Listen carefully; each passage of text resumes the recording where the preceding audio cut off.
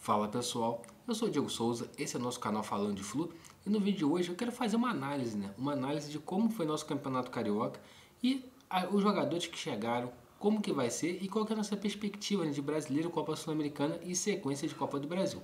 Mas antes de fazer essa análise, eu quero que você, primeiramente, deixe seu like nesse vídeo, caso você já é inscrito aqui do Falando de Flu. Se você não for inscrito, espere até o final do vídeo e se você gostou, deixa o like. Se inscreve no canal também, que é importantíssimo pra gente a sua inscrição, dá essa moral pra gente e deixa aqui nos comentários qual jogador você achou que foi uma surpresa positiva e qual você achou que foi uma surpresa negativa. Agora, sem mais delongas, bora pra análise desse time do Fluminense aí durante o estadual, que é legal de fazer análise, que é sempre bom. O Fluminense, quando começou em 2025, ali final de 2024, início de 2025, tinha muitas incógnitas, muitas dúvidas. Primeiro era o treinador, vai ficar o mesmo? Quando o Mano Menezes foi anunciado como a permanência dele, a gente começou a olhar como que seria a montagem do elenco para 2025. E algumas contratações foram feitas. Eu não vou falar o nome de todas aqui, mas eu vou falar as que mais me chamaram a atenção e que eu acharia que performaria muito bem. O Hércules era um cara que vinha fazendo boas temporadas no Fortaleza, era pretendido por times de fora do Brasil, e times do Brasil como Palmeiras e Flamengo tentaram o Hércules. E o Fluminense contratou ele. O Lavega também é um jogador que era muito promissor no Uruguai e acabou ainda não estreando, vai estrear provavelmente no Brasileiro.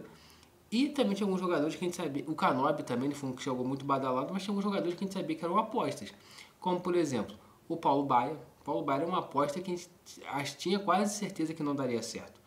O René também foi uma aposta onde jogou pouco, e a gente vai falar um pouquinho também dessa análise sobre o René. E tinha as apostas dos moleques da base, como era o caso do Isaac, do Riquelme Felipe e do próprio Wallace Davi. E o que a gente pode concluir assim, com o final do Carioca do Fluminense? O Fluminense começa o Carioca de uma forma muito ruim, com o time catado que o Marcão teve que fazer ali, o time não vem performando bem.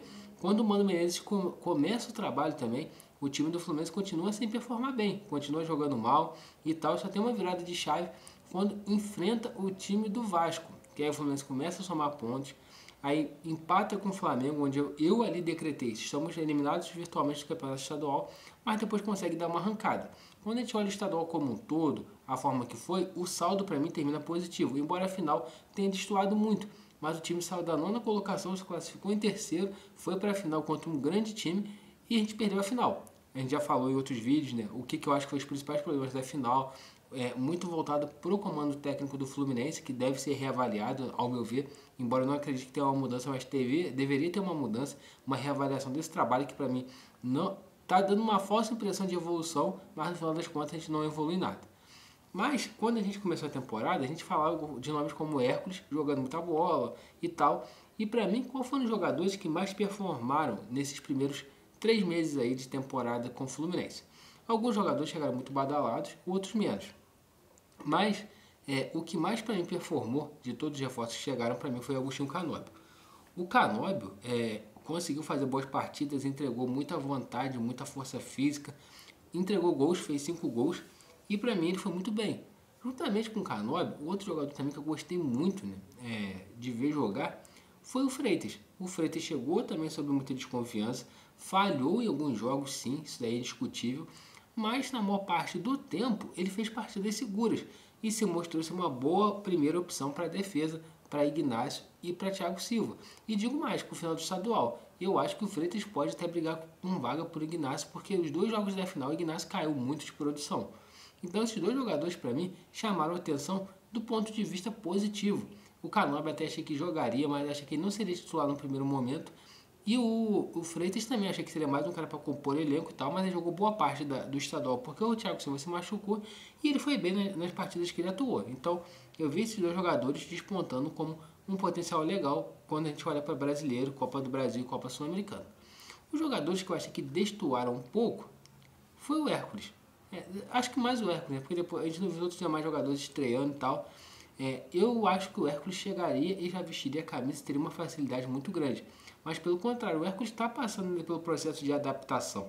Então isso também é um ponto que a gente tem que ter de atenção. Eu acho que quando o Hércules estiver mais adaptado, ele vai ser titular, vai jogar muito bem e vai ser muito útil. Mas ele não foi aquilo que eu esperava quando o nome dele foi anunciado. Tomara que no Brasil ele comece a já estar mais adaptado e jogar bem.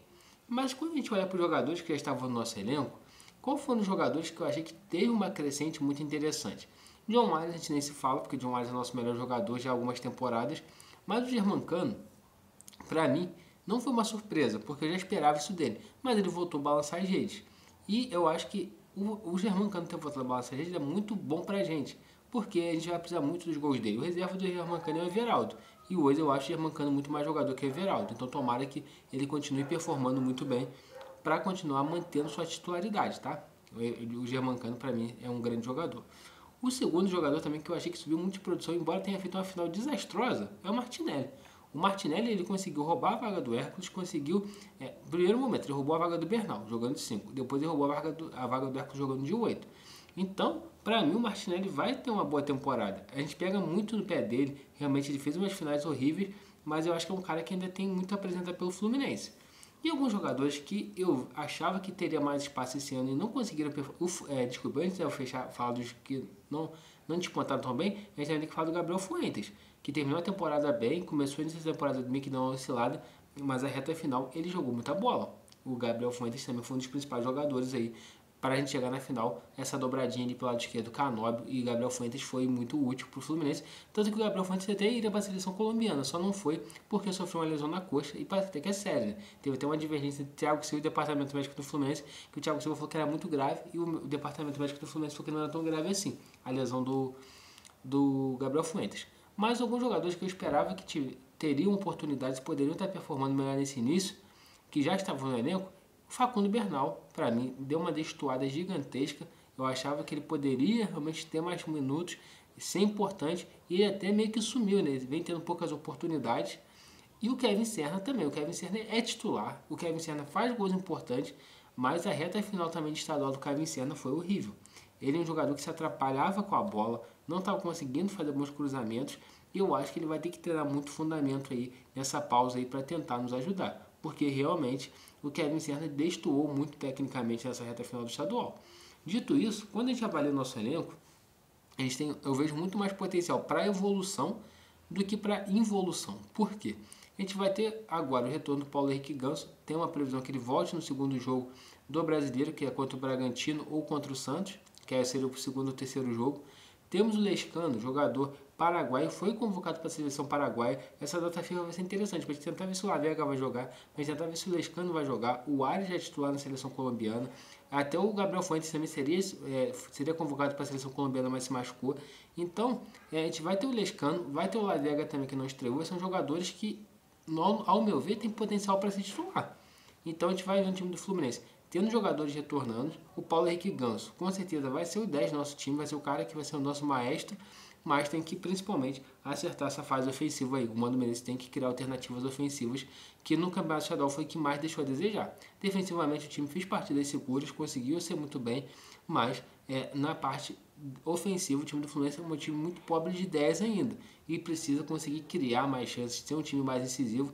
E o que mais me chamou a atenção nos jogos do Campeonato Estadual, que o Mano Menezes deixou muito a desejar, principalmente nas finais, foi um time que não conseguia fazer uma marcação encaixada na pressão.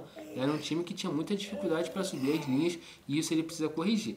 Dois pontos também que eu acho que serve para nossa análise, uma delas é tipo assim, eu quero ver o Otávio jogando brasileiro. Por quê? O Otávio até o momento ele fez boas partidas, mas contra times de Série B, Série C e Série D. No primeiro jogo, que foi um teste dele jogando contra o time de Série A, ele foi muito mal nos dois jogos.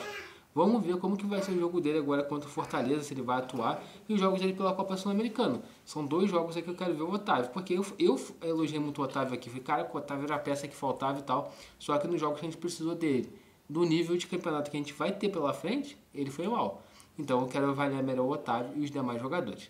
Então, pessoal, esse é meu vídeo de análise do elenco. Eu queria saber também de vocês. Como que vocês avaliam esse elenco do Fluminense? Vocês acham que vai performar melhor? Vocês acham que tem muitas coisas para mudar? Deixa aqui nos comentários. E é isso aí. Lembrando que a gente ainda vai ter hoje o sorteio da Copa Sul-Americana. Vamos fazer toda a cobertura. Então você fica ligadinho para não perder nada. Saudações tricolores e até a próxima, pessoal.